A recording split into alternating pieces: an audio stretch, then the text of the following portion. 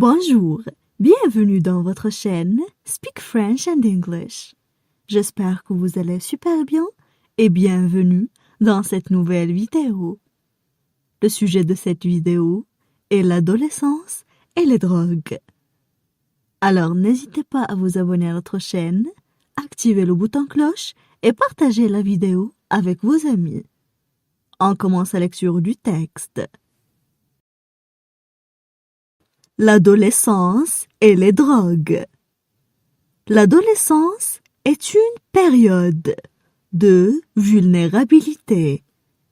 Il est toujours difficile de savoir pourquoi un individu expérimente la consommation de tel ou tel produit.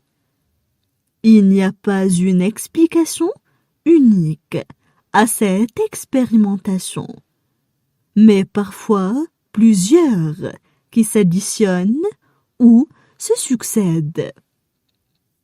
Rechercher des effets pour s'amuser ou se détendre. Vivre une expérience différente. Faire face à une situation difficile. Le souci de reconnaissance ou d'appartenance à un groupe. L'anxiété, les problèmes relationnels, les traumatismes du passé et le mal-être ressenti sont souvent à l'origine de ces usages.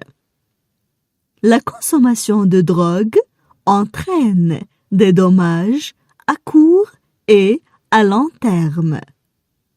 À court terme, les principaux effets sont les violences, les accidents de la route, les blessures dues à des chutes ou des noyades. Sur le long terme, la consommation de stupéfiants et d'alcool est responsable de dommages irréversibles sur le développement du cerveau. La survenue de pathologies comme la schizophrénie, la dépression, l'hypertension artérielle et des accidents cardiovasculaires. On passe maintenant à la traduction en arabe. L'adolescence et les drogues. L'adolescence et les drogues. L'adolescence et les drogues. L'adolescence est une période de vulnérabilité. L'adolescence est une période de vulnérabilité. L'adolescence est une période de vulnérabilité. Il est toujours difficile de savoir. Il est toujours difficile de savoir. Il est toujours difficile de savoir. Pourquoi un individu expérimente la consommation de tel ou tel produit? Pourquoi un individu expérimente la consommation de tel ou tel produit? Pourquoi un individu expérimente la consommation de tel ou tel produit? Il n'y a pas une explication unique à cette expérimentation. Il n'y a pas une explication unique à cette expérimentation. Il n'y a pas une explication unique à cette expérimentation. Mais parfois, plusieurs qui s'additionnent ou se succèdent. Mais parfois, plusieurs qui s'additionnent ou se succèdent. Mais parfois, plusieurs qui s'additionnent ou se succèdent. Rechercher des effets pour s'amuser ou se détendre. Rechercher des effets pour s'amuser ou se détendre. Rechercher des effets pour s'amuser ou se détendre. Vivre une expérience différente. Vivre une expérience différente. Vivre une expérience différente.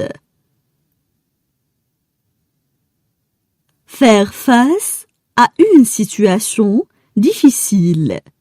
Le souci de reconnaissance. Faire face à une situation difficile. Le souci de reconnaissance. Faire face à une situation difficile. Le souci de reconnaissance. Ou d'appartenance à un groupe. L'anxiété, les problèmes relationnels. Ou d'appartenance à un groupe. L'anxiété, les problèmes relationnels. Ou d'appartenance à un groupe. L'anxiété, les problèmes relationnels. Les traumatismes du passé et le mal-être ressenti sont souvent à l'origine de ces usages. Les traumatismes du passé et le mal-être ressenti sont souvent à l'origine de ces usages. Les traumatismes du passé et le mal-être ressenti sont souvent à l'origine de ces usages. La consommation de drogue entraîne des dommages à court et à long terme. La consommation de drogue entraîne des dommages à court et à long terme.